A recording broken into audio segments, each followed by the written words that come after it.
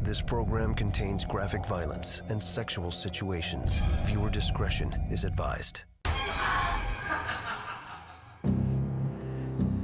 Dozens of teenage boys taken,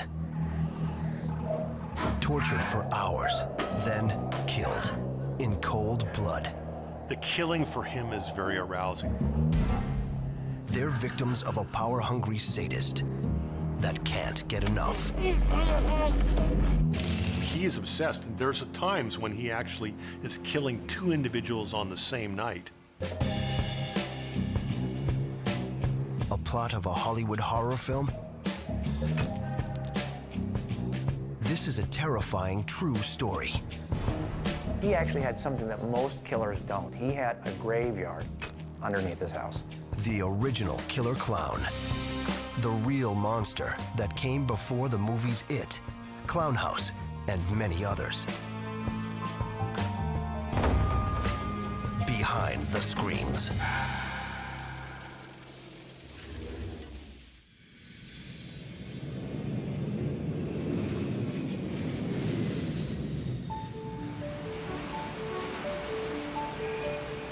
Chicago, Illinois. Norwood Park is a quaint neighborhood, just a short drive from O'Hare International Airport.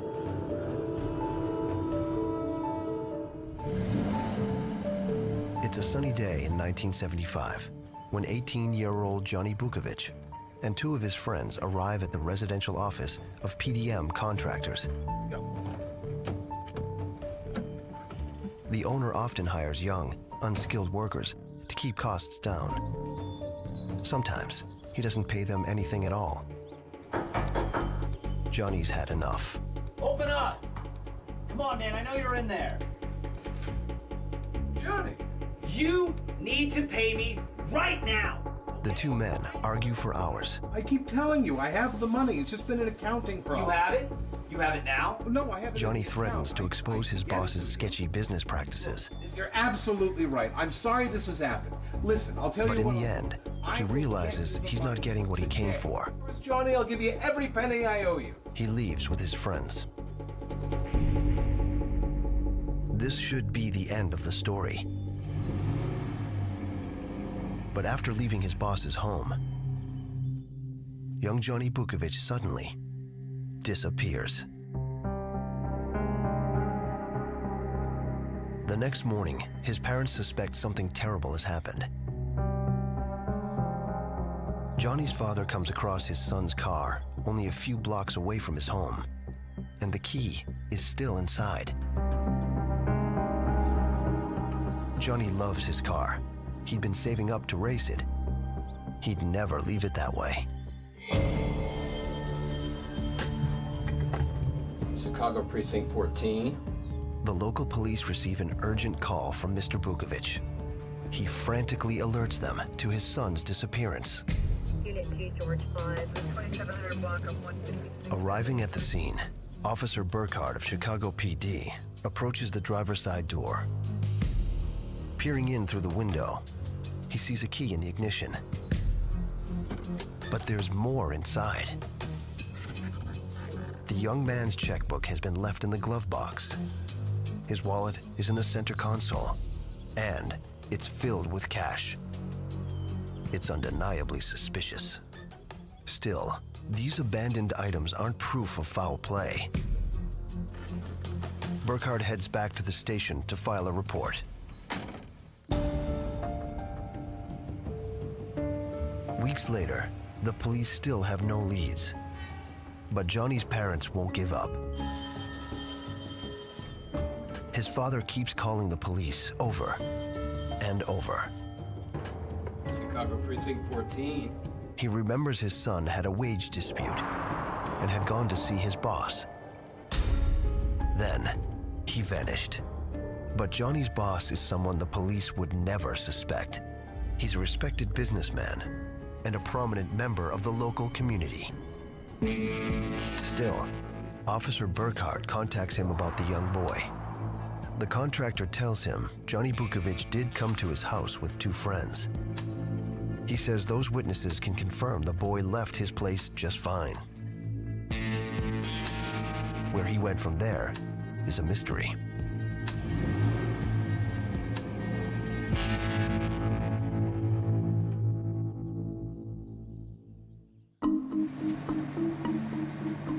Over the next 3 years, this same mystery plays out again and again in Chicago. Young men keep going missing. The ones reported to police remain unsolved. This is the 1970s. This is a period of time when hitchhiking was still very popular. It wasn't unusual for people to travel distances, to go periods of time without actually identifying where they were. So it's hard to go back and determine where someone goes missing if you're not sure precisely where they should have been. For a predator that stalks human prey, 70s Chicago is the perfect hunting ground. Street after street of young boys willing to ride with nearly anyone who offers to get them high. Generally, there's a preference for a certain type of victim. They want victims that are vulnerable, victims that aren't going to be sought out quickly by police. So you choose high-risk victims, which is why prostitutes are such an easy target for offenders. Or you get young men engaged in prostitution activities, or you get drifters, people wandering around looking for a job that, they're not from the area. These are very vulnerable individuals, people that will go missing and people won't be looking for them.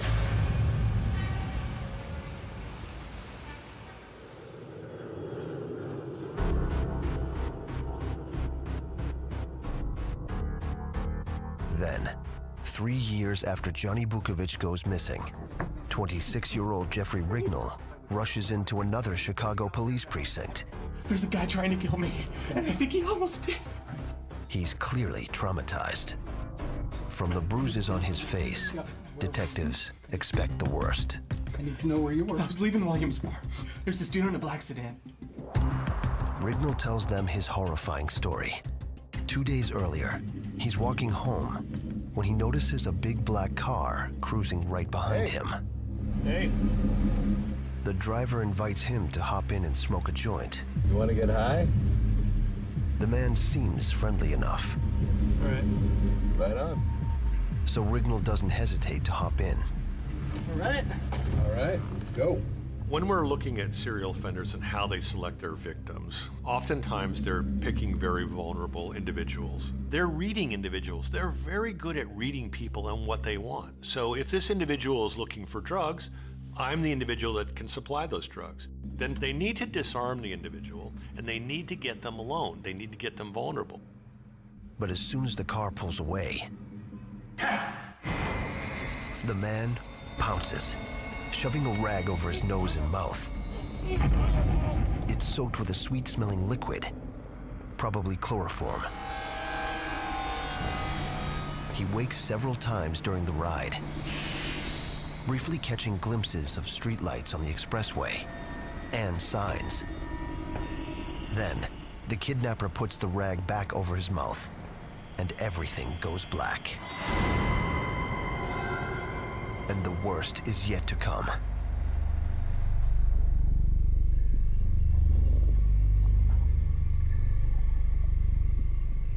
When he regains consciousness, he finds himself inside the predator's home.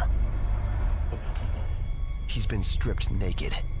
His hands are locked in some sort of torture restraint, and the man from the car looms over him ominously. His face, so friendly and innocent before, now twists into a maniacal, obscene grin. He slowly steps forward, picks up a short, blunt object from the floor, and attacks. I think you need to smile. For hours and hours, he's raped, whipped, and beaten. All at the hands of the brutal sadist. Over and over, the assailant uses chloroform to knock him out. And each time he wakes up, the nightmare begins again. Then, after countless hours of pain, in a rare and inexplicable moment of mercy, the sadistic monster dumps Rignall in a park, alive, but unconscious. Battered and disoriented, the tortured young man goes straight to the police. Can you tell me anything I've missing? He's a white guy.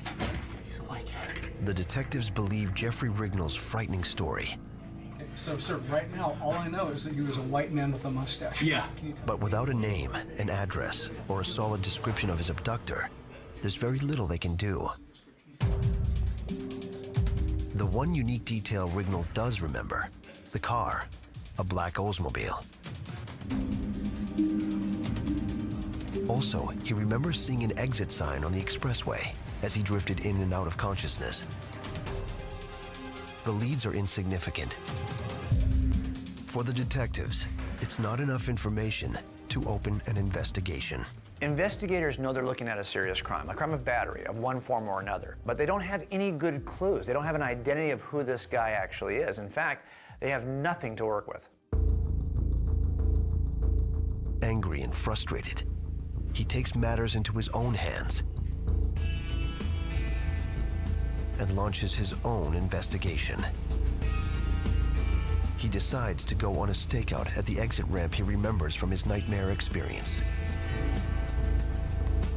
It's a long shot. Thousands of cars travel this busy expressway every day. But if he can spot that one car, he might be able to bring the depraved attacker to justice. What are the odds that you could sit at a location knowing nothing about the pattern of the predator and actually see the same car that was used in your crime? Pretty slim odds. That's why, for the most part, detectives probably wouldn't even take that approach. But here, Rignall decides this is the only approach I can take. I only know one thing about this guy for sure. I know where he snatched me. But it looks like a needle in a haystack. Weeks turn to months, and there's no sign of the black Oldsmobile.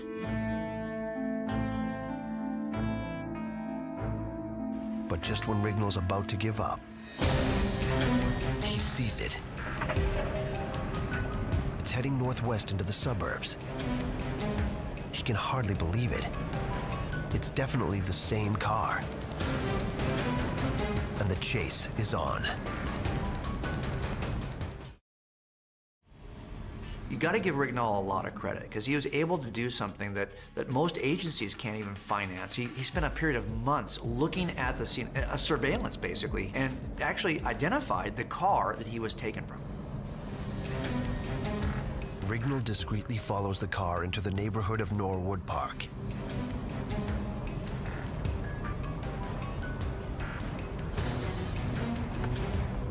As it stops outside 8213 Summerdale Avenue, Rignall is confident he's found the location where he was attacked and tortured. Armed with a license plate number and a residential address, he goes straight to the police, and they identify the man behind his abduction, John Wayne Gacy. Gacy is a very public figure. He's a respected Chicago businessman who lives in a nice suburban neighborhood with a wife and 2 stepdaughters. He's reputable. He's involved with business. He's well known in the community. He's a good neighbor. Thank you very much. He's politically active. I'm very proud of this. He's involved as a precinct captain. The scary thing about cases like this is that Gacy, like other predators, he's not hiding. He's actually very, very comfortable out in the open. And as a matter of fact, he's established himself in a way that would put him beyond suspicion. He's even photographed with First Lady Rosalind Carter. These are the kinds of things that give you cover so you can hide in plain sight. And that's not all. In his spare time, Gacy polishes his public persona as a member of the Jolly Joker Clown Club. For Gacy, this is just simply another way of being like the guy everybody likes. I mean, how could you not like a clown? It allows him essentially to dress up in face paint and, act in a way that he probably wouldn't normally act when he's not in costume. Hey kids, it's Pogo the Clown! Gacy creates his own costume and takes the name Pogo the Clown. Performing for kids at birthday parties and local hospitals. It's just another piece of this public persona that keeps people thinking he's just your average great guy in the city, in the neighborhood, very helpful. And look, he even entertains children. Oh, I can't wait to share some birthday gags with you. 3 years earlier, when 18-year-old Johnny Bukovic disappeared, police spoke briefly with Gacy. At that time, due to his positive reputation in the community and the fact that no one could directly connect him to the boy's disappearance, they quickly dismissed him as a suspect. Now, there's someone who has evidence. Rignall has seen Gacy's dark side. But without a corroborating witness, the only charge police can file in the Jeffrey Rignall case is battery. It's a minor offense with a fine of just $100 and no jail time. So why are you asking questions and not getting up? Rignall is furious. Remember that months have now transpired between the point of the attack and the point of the arrest. The opportunity to go back and collect physical evidence that would either corroborate Rignall's version of the story or Gacy's version of the story has now vanished because so many months have transpired. And that's why this is a difficult case to really even try, because you have a one-on-one, one person's word against somebody else, and probably little or no forensic evidence to corroborate one side or the other. Gacy's ultimately arrested for this battery. But very common to other kinds of crimes, doesn't mean he's going to stay in custody. And in fact, this is not unusual to have somebody be out of custody awaiting trial. And that's exactly what happens with Gacy. In fact, he's out of custody for a long period of time waiting to go to trial on the Rignall case. With his slap on the wrist misdemeanor trial pending, Gacy quickly falls off the police radar. In his private life, he may be a deviant, but in public, he's still seen as a pillar of the community. For police, John Wayne Gacy's community service makes him a civic hero. On the other hand, his accuser, Jeffrey Rignall, openly admits to police that he's bisexual. It's a dangerous confession in the late 70s, and it labels Rignall a sexual deviant in the eyes of many. Chicago Precinct 14. Meanwhile, every few weeks, police get another call from the parents of young Johnny Bukovic, the boy who worked for Gacy and disappeared mysteriously 3 years earlier after they had an argument. You need to pay me right now! And Johnny isn't alone. The number of missing teenagers in Chicago keeps growing. 19 young men have vanished. Most are never even reported to police. The ones that are quickly get dismissed as runaways. If these cases are linked in any way, without witnesses, there's almost no way for police detectives, spread out over multiple precincts and jurisdictions, to make a connection. It's a real detriment to law enforcement because you have a lot of cases that really are linked, but there's no ability to link them because the individual law enforcement agencies aren't aware of the other cases. Remember, we're in the 70s. This is pre-internet. This is really computers being able to do the kinds of databasing we do today. It's pre-technology for DNA and other kind of forensic technology. It's pre-social media. Your smartphone today can identify where you are. It's pre any of that. We're looking at a time in history in which someone could go missing and there'd be little or no trail online, little or no trail forensically that would help investigators solve such a case. Then, there's a break that could finally solve these mysterious disappearances. My son is missing. 9 months after Rignall's brutal abduction, Des Plaines, Illinois officer Ron Adams takes a statement from a very frightened mother. Please, you've got to help me. Named Elizabeth Peast. She says her 15-year-old son, Robert, is missing. And unlike previous cases, Robert is a model child with no motive to run off. Robert Peast is unusual. He's different than the other missing young men. He's an outlier in the sense that he's the kind of guy who's connected to his family. He's close to his parents. His parents have an expectation when they're going to see him, when they're not going to see him. If he goes missing for a short period of time, they're alarmed. When's the last time you saw him? I went to Nissan's drugstore where he worked. He goes missing on the night of his mother's birthday. It's very unusual for Robert. They've got a close relationship, and they don't expect this kind of behavior from him. And for that reason, the detectives take this very seriously. Earlier that evening, Mrs. Peast is waiting to drive her son Robert home from his current job at a local pharmacy when he asks her to wait a little longer. I gotta meet with him. It's gonna be twice as much as the pharmacy job. are you Really meeting good with? money, Ma. 2 minutes. Who are you meeting with? He says he has a lead on a new job for the summer. He runs off to talk to the potential employer. Young Robert never returns. It's a parent's worst nightmare.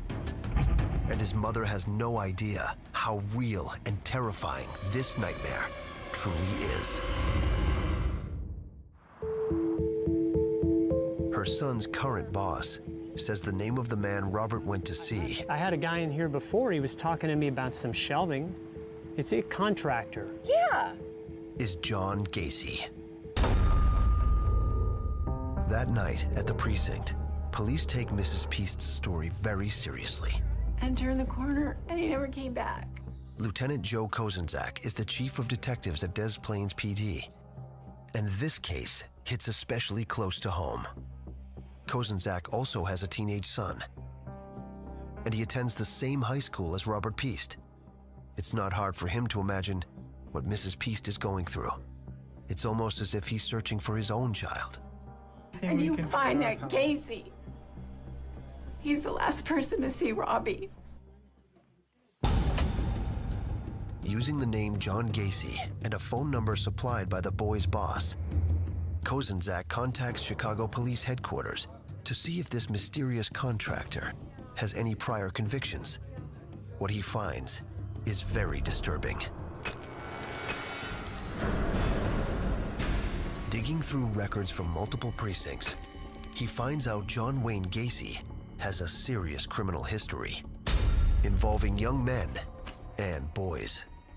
We know that offenders choose, especially serial offenders, tend to have a particular victim type that they're looking for. When you see a particular sex being targeted, a particular age range being targeted, it starts to really sort of raise your hackles. His rap sheet shows the recent case involving 26-year-old Jeffrey Rignall. That criminal trial is still pending. But there's more. 10 years earlier, Gacy was convicted in Iowa of sodomizing a 15-year-old boy, the same age as Robert Peast. He served just 18 months of a 10-year prison sentence. Clearly, moving to another state and building his reputation as an upstanding citizen did not curb his deviant appetites. Gacy has a very clear definition of what is legal and what is not legal. He understands that, but he doesn't care. He just simply chooses to do wrong without any consequences because that's what makes him feel good. Detective Kozenzak knows the boy is in serious danger, and every second counts. It's not a cliche to say that the first 48 hours of an investigation are critical because it's all about evidence and what evidence is still available to us. At some point, evidence either deteriorates because of the nature of the evidence, if it's biological, for example, or a suspect has the opportunity to dispose of evidence. So that's why we want to work quickly. It's not just in figuring out who did it, it's about preserving the evidence that points to the person who did it. Detective Kozenzak and another officer head to Gacy's home on Summerdale Avenue. They want to question the suspect face to face. They're also praying they'll find teenage Robert inside the man's home, unharmed. Hi, Mr. John Gacy? Yes? But when Gacy opens the door, there's no sign of anyone else inside. He spoke with you? No, I don't. The contractor denies ever meeting Robert Peast. He says his uncle just died. He doesn't have time to talk about missing boys he's never met. Gacy wants them to leave so he can speak to his mourning mother. This may not be a good time, sir, but we just need to clear a few things up. Lieutenant Kozenzak is suspicious. He thinks this story is smoke and mirrors, deceased uncle or not. I need you to come down, sir. Kozenzak knows Gacy's hiding something. Detectives are always looking for some form of evidence in everything they do. Sometimes that evidence is just behavior. It's just what somebody says and how they say it, the things they chose to say, the things they could have said but chose not to say, expressions. These are the things that are important to detectives. But Kozenzak can tell he's not getting any more out of Gacy right now. He asks the contractor to come to the station and make a formal statement later that evening. Fine. Reluctantly, Gacy agrees. Gacy's criminal record makes his possible involvement in the disappearance of Robert Piest very disturbing. But it also gives Lieutenant Kozenzak hope. The contractor may be a sexual predator, but there's no evidence he's a killer. Robert may still be alive, but the clock is ticking. Kozenzak needs a search warrant now. The problem with many of these cases is trying to develop enough probable cause to write a search warrant so you can actually find the evidence you need to make the case. And if you're standing on the outside, you don't have much information to begin with, it's hard to do that. This offender is not going to stop, and your concern as an investigator is, what can I do now to get this guy identified and get him stopped? Lieutenant Kozenzak contacts the state's attorney. He's short on physical evidence, but Gacy's criminal record and the witness testimony that says Robert went to speak to the convict contractor right before he disappeared is enough to secure the warrant he needs. Hey, fellas. Later that day, when Gacy finally shows up to make a formal statement, his demeanor is calm and confident. He has no idea he's walking into a trap. He sees himself as infallible. There's no way the police are going to catch me. I am just that good. That's the way he looks at himself. And oftentimes that's the undoing for individuals like this. Kozenzak serves him the warrant and requests the keys to Gacy's house and vehicles. You can't do this. Gacy's volatile reaction says everything. You can't have my keys. I know your boss. I will have your jobs for this. There's obviously something he doesn't want them to see. You have no idea who you're dealing with. Gacy is clearly a very clever, cunning man, but there's even something more disturbing about it. There's a sense here that Gacy thinks that he's got more experience in this than the people who are investigating him. And he acts that way. He's very bold, he's very brazen, he's leaving things out, he's not covering all of his tracks. There's a sense that he's very comfortable doing what he's doing. With Gacy at the station, Lieutenant Kozenzak heads to the contractor's home. His heart is racing. It's been nearly 2 days since 15-year-old Robert Piest vanished. Trapped by a vile predator like Gacy, it would be naive to think that Robert's unharmed. But Kozenzak prays he's still alive. Stepping inside, Kozenzak and the other detectives spread out. Going room to room, they search every inch of Gacy's home. Detectives are always trying to connect the dots. You're trying to find those pieces of evidence that connect your victim to your suspect, especially if the suspect has denied having any extended contact with the victim, or has maybe even denied knowing the victim. I'm looking for something that betrays the lie. That can be personal property from the victim. It could be his jewelry. It could be clothing from the victim. It could be anything like this that connects victims to suspects. They find gay pornographic videos, magazines, and sex toys. A set of nickel-plated handcuffs, and something far more disturbing. A 2x4 with human restraints at either end. It's a device someone like Gacy might use for sexual torture. But that's not all they find. In the kitchen trash, there's a film developing receipt from Nissan Pharmacy, where Robert Piest worked. Gacy also has a suspicious assortment of personal effects that clearly are not his own. A class ring with the initials JAS. Underwear that's too small to fit a man his size. And a blue hooded coat, similar to one Robert Piest wore the night he disappeared. Then, while pulling items from a closet, Kozenzak sees something unexpected. A trap door leading down under the house.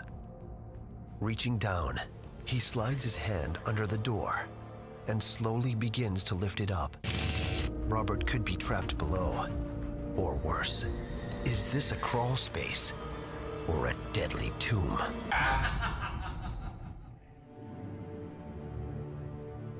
The air inside the dank, dungeon-like area is thick with a musty smell. but the dirt appears undisturbed, and there's no sign of the young boy. Removing the evidence they've collected, Kozenzak and his team leave Gacy's home.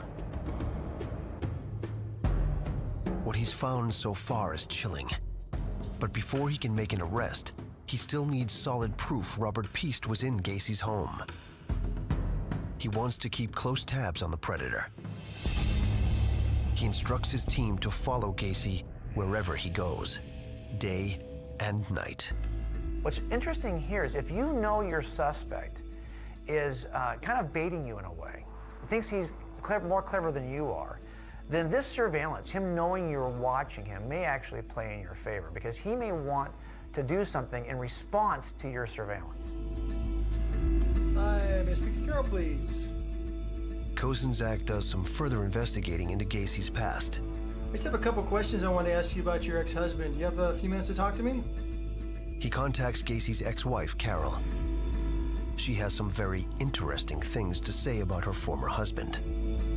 While they were married, Gacy would often go out without explanation. And as their marriage began to fall apart, he stopped concealing his sexual appetites, even telling her the kind of young men he preferred.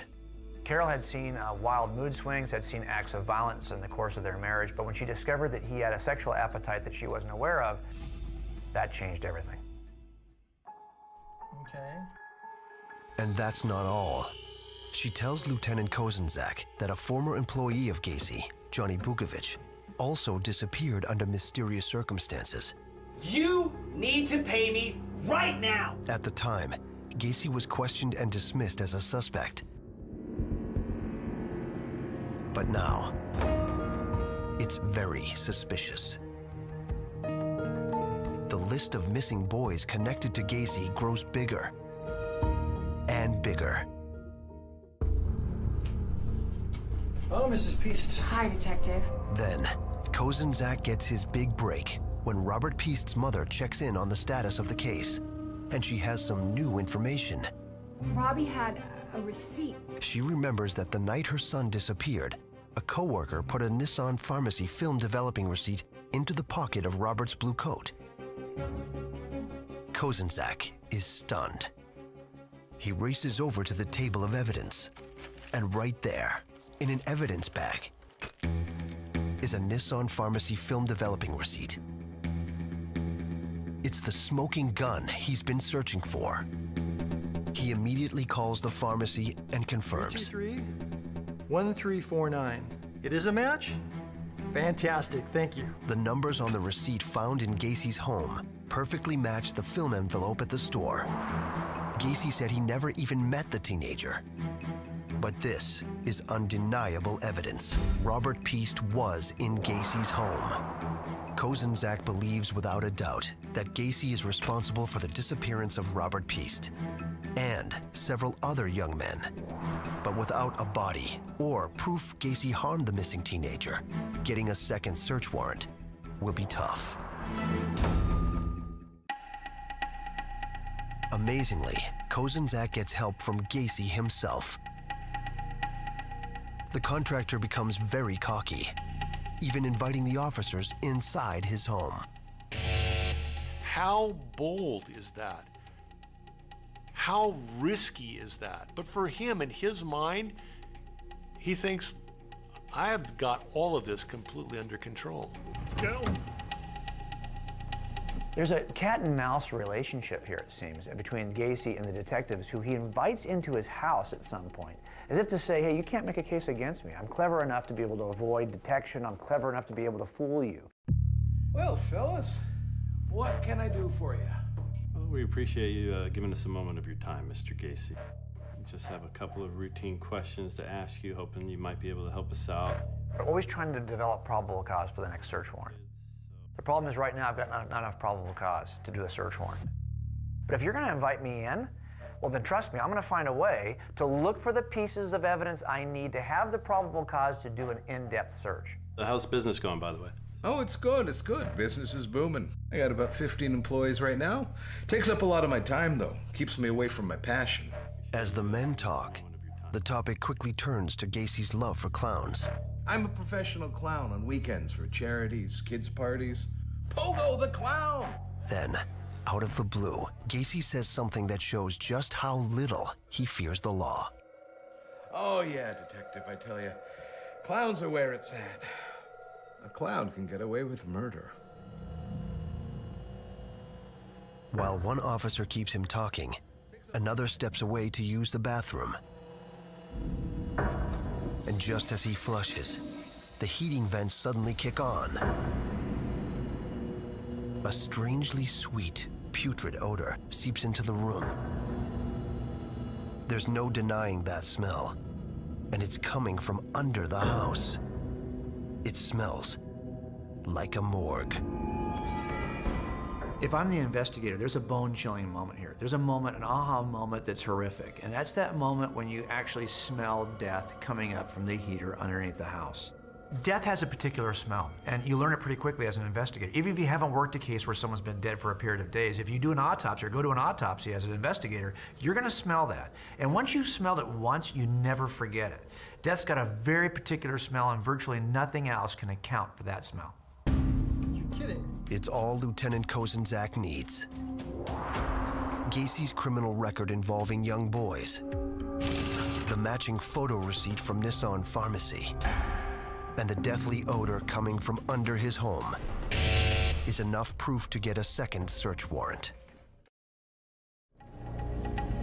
Meanwhile, as if Gacy knows they're closing in, his behavior becomes more and more erratic.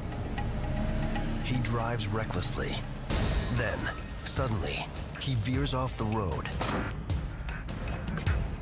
walks up to a total stranger, and slides a bag of drugs into his back pocket, right in front of police.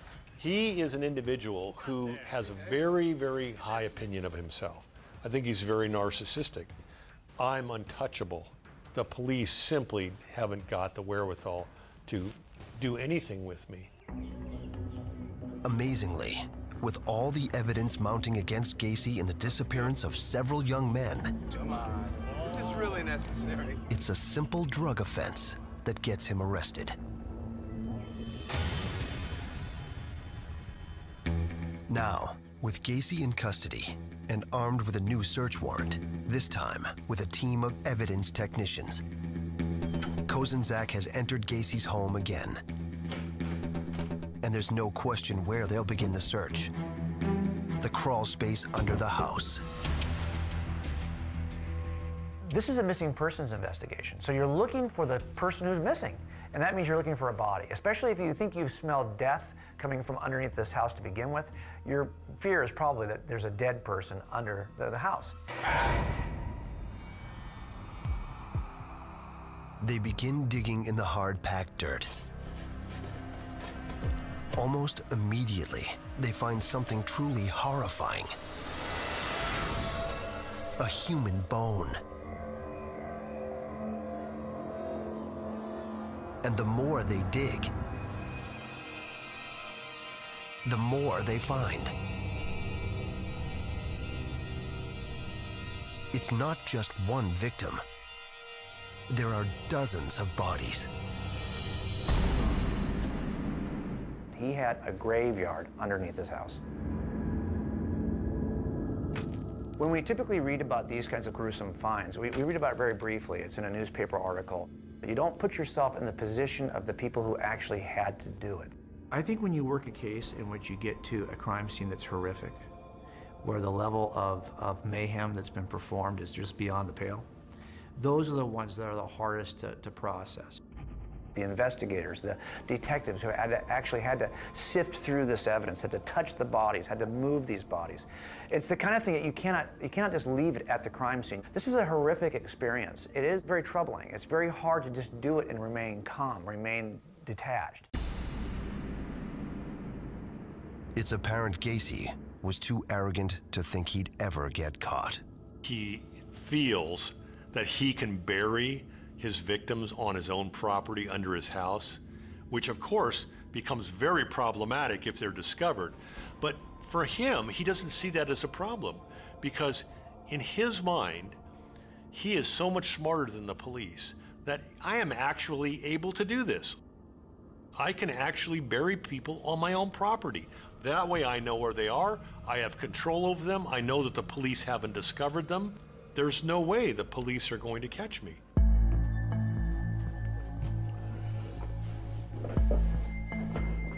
Mr. Gacy. Kozenzak returns to police headquarters and confronts Gacy with their discovery. We found multiple bodies. Kozenzak is staring into the cold, dead eyes of a psychopath. One of the hallmarks of being a psychopath is this complete lack of remorse for the victims and their abject lack of empathy for the victims. They simply do not care. What they're interested in is what's important to them. So if torturing somebody is important to them, then they're going to engage in it. Killing somebody means almost nothing to them. Boy, he was a pain. Kind of had it coming. In Gacy's case, despite the fact that the police had dug up these victims out of his crawl space and from underneath his house, Gacy is completely unaffected by the enormity of what he's done. I showed him the rope trick. You use a rope, but if you just use your hands, they struggle way too much. If it feels good to Gacy, that's all that matters. How the victim feels is unimportant. The victim is just a tool I'm using to feel good. And when I'm done with the victim, I just dispose of them. They're just like trash. I get rid of them. And I don't have any more concern about dumping this young man under my house and throwing quicklime on him than I would with throwing away a cardboard box. You do a little double loop, and you put a stick in there, and then you twist it. Gacy casually admits he strangled Robert Piest and threw his body off a bridge. Just like a piece of garbage. There was no room under the house. For serial offenders, people are simply objects to be used, to be stepped on, to be hurt, and there's no empathy, no thought about that. They're predators, and they are only out for themselves.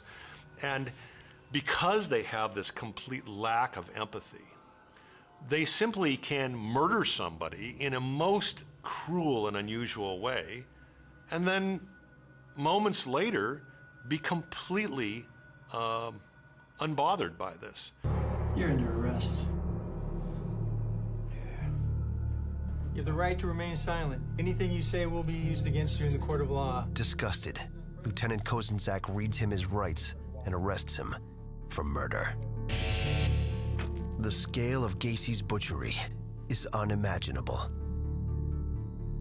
Police find a total of 27 bodies in his home. 26 buried in the crawl space, with one additional victim hidden underneath the concrete of his garage. It's Johnny Bukovic, the young man who disappeared 3 years ago after arguing with Gacy.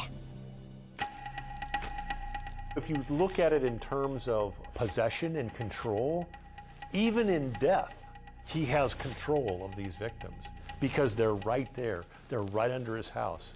He knows where they are. And that really is the ultimate in control. But these are only some of Gacy's victims. The serial killer confesses he ran out of room under his home. And all that digging? Hell on your back. And began dumping dead bodies into the Des Plaines River. He thought about putting bodies in his attic, but thought that would become problematic. So really, as a matter of simply disposing of the bodies, he actually started taking them to the river, throwing them off the bridge. How many? He can't remember. And one missing body police are desperate to recover is Robert Piest. This whole search was dictated by a missing person. So the first thing you're looking for in this kind of a search is a body. And that's what they're actually looking for evidentially, is the remains of something they can identify as a human body.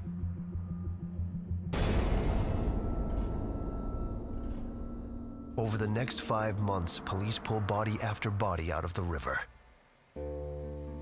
Then, finally, they discover young Robert's remains. And in a cruel twist of fate, his final resting place is in an area of the river he and his father used to travel by canoe.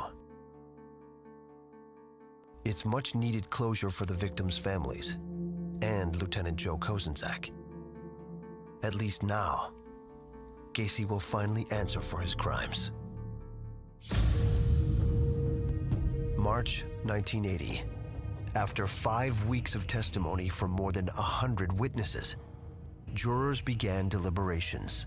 There was no doubt Gacy killed all of the boys, but was he legally insane when he did it? Gacy ultimately admitted to these killings. So the issue is not whether he did it or not. The issue is, was he crazy? Is that his excuse? Can he use insanity as his plea? Can he use insanity as his way out of any kind of a criminal charge? The problem, of course, is if you look at the history of how he did these murders, the methodical way, he's got a very consistent pattern. He does things the exact same way. Only when he makes small changes in his pattern does he expose himself to risk.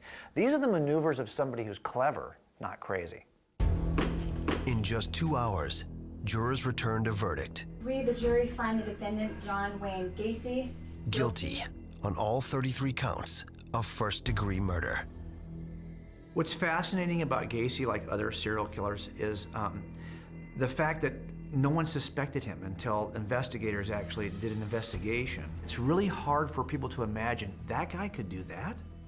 Really? You're telling me that this guy who I know and I go to business meetings with and I've been involved in political fundraisers with, I know this guy pretty well. He's capable of that? No way. It shocks us. What people really want is when we have a serial killer, when we have this really disturbing series of murders, we want the behavior in that crime to match the complexity of the offender. We want to see the monster. We want to be able to recognize that we are dealing with a serial killer. The fact is that almost never happens.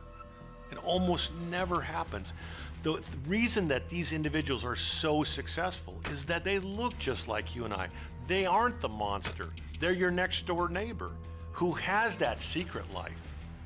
They've got the public life, and that's the life they let you see. That's why neighbors are always talking about on television shows. He seemed like the nicest guy. He always said hi to me in the morning. He was always walking his dog, took care of his garden.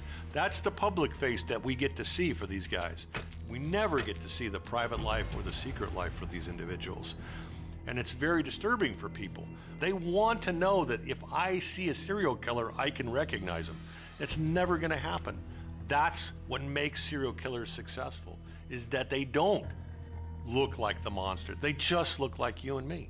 And sometimes really, you know, they're the antithesis of what we would think a serial offender should be like. It's hereby recommended that the defendant be executed. John Wayne Gacy, considered one of the most vicious serial killers in U.S. history, was sentenced to death.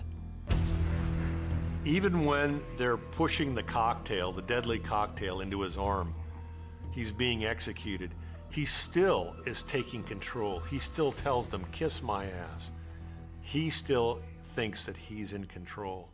And that really was the hallmark of his entire career. Gacy's vile acts, his unquenchable appetite for young men, and murder, and his bizarre fascination with a favorite children's entertainer, clowns, has completely changed the way we see these previously innocent, painted performers. And this new face of horror continues to inspire countless villains, each one more disturbing than the last. There's something horrific about the clown figure that Gacy represents. And our culture has kind of exploited that. You'll see costumes now on Halloween that are evil clown costumes. That all stems and starts with Gacy. That's what makes serial killers successful, is that they don't look like the monster. And sometimes really, you know, they're the antithesis of what we would think a serial offender should be like. A mass grave of missing boys, sadistic sexual torture,